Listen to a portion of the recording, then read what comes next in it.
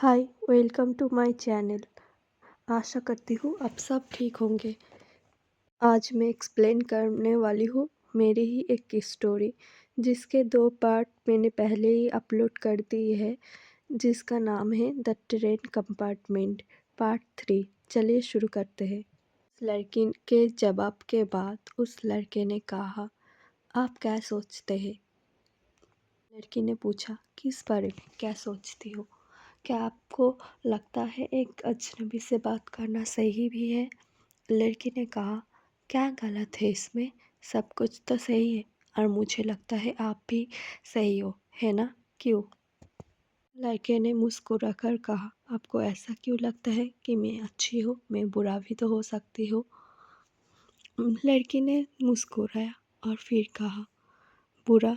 मुझसे बुरा कोई हो सकता है क्या? लड़के ने कहा, क्या कहा आपने?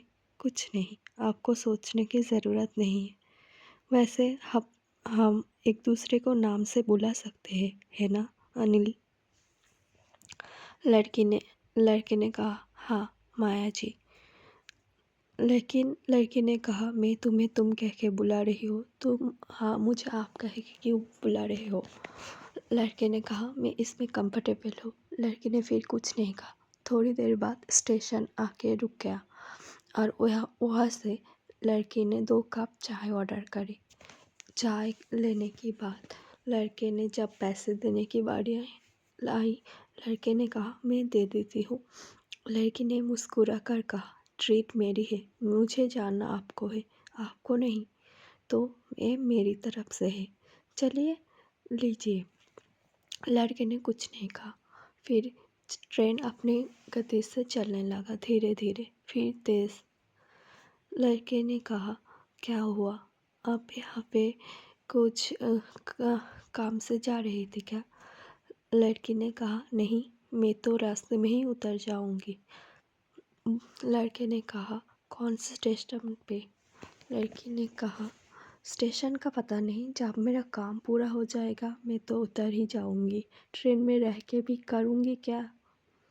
फिर अनिल ने कहा, आपको ज़रूरत नहीं है घुमा फिरा के बात करने की, मुझसे सीधे तरीके से बात कर सकते हैं आप। माया ने कहा, घुमा फिरा के मैं बात करती हूँ? आपको लगता है मैं तो कितनी सीधी हूँ, आपको पता चल जाएगा। मैंने कहा ना, अब इतने चिंता क्यों करते हो? चिंता मत कीजिए, चाय पीजिए और एंजॉय कीजिए इस जर्नी को। मैं वादा करती हूँ ये जर्नी आप कभी नहीं भूलेंगी। अनिल ने मुस्कुराया और ट्रेन अपनी गति पकड़ने लगा। फिर माया ने पूछा, आप काम क्या करते हैं? और अनिल ने जवाब दिया, मैं एक आर्टिस्ट हूँ, मेरी माँ के साथ रहती हूँ। मेरे पापा बहुत पहले गुजर गए। हमारे घर बहुत बड़ा तो नहीं, लेकिन बहुत छोटा भी नहीं है। आपको पता है, मेरी मम्मी ने वहाँ पे बहुत से अनाथ बच्चों को रखा है, हम सब एक साथ रहते हैं। माया ने मुस्कुराया और कहा, आजकल की दुनिया भी ऐसे अच्छे लोग हैं क्या? अनिल ने मुस्कुराया, आप तो मेरी मम्मी से मिले ही नहीं हैं, वो बहुत अच्छी है, बहुत सुंदर है। माया ने मुस्कुराया और कहा, मुझसे भी ज़्यादा क्या? अनिल ने अपना सर नीचे कर लिया, लेकिन माँ तो सबकी सुंदर होती है ना? माया ने कहा, पता नहीं, मेरी तो नहीं है ना? अनिल ने सर उठाया और कहा, क्या आपको माँ नहीं है? माया मुस्कुराया और कहा, अभी फ़र्क नहीं पड़ता, आप चाय पीजिए, नहीं तो ठंडा हो जाएगा, है ना?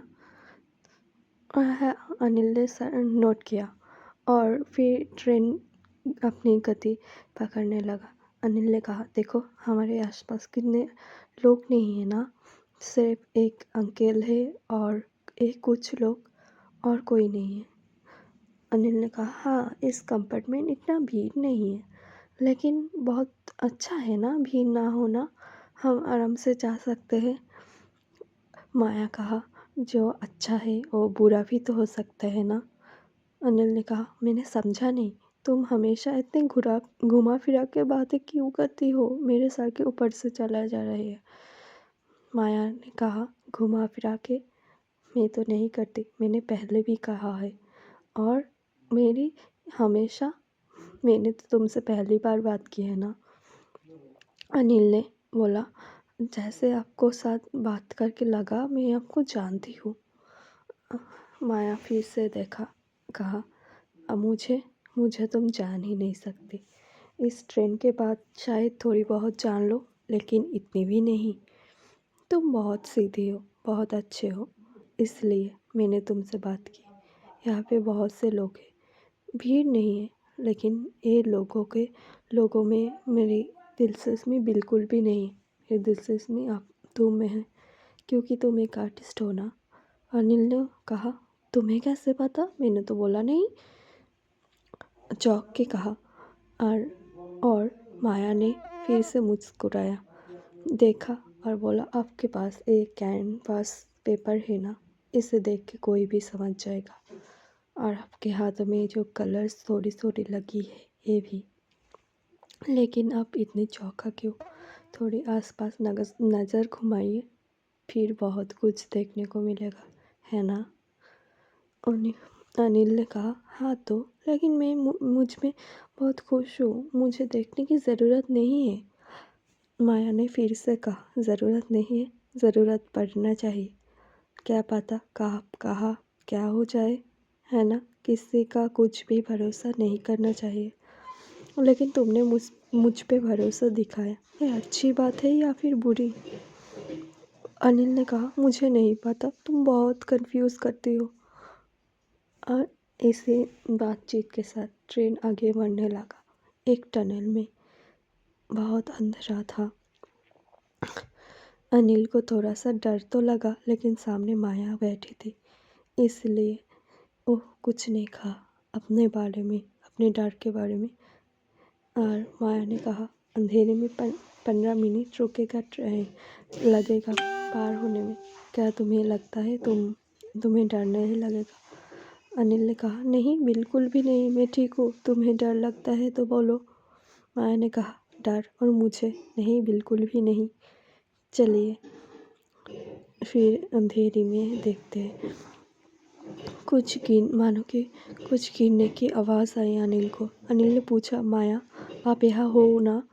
कुछ गिरने की आवाज़ आई, लेकिन यहाँ पे क्या गिरेगा, सब एक साथ बैठा है ना। माया ने कहा, नहीं, कुछ नहीं, ज़्यादा मत सोचो, बैठे रहो अपनी जगह, बस ख़त्म होने ही वाला है।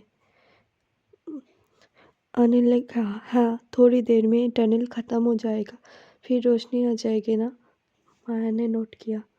फिर आगे इस अंधेरे की बात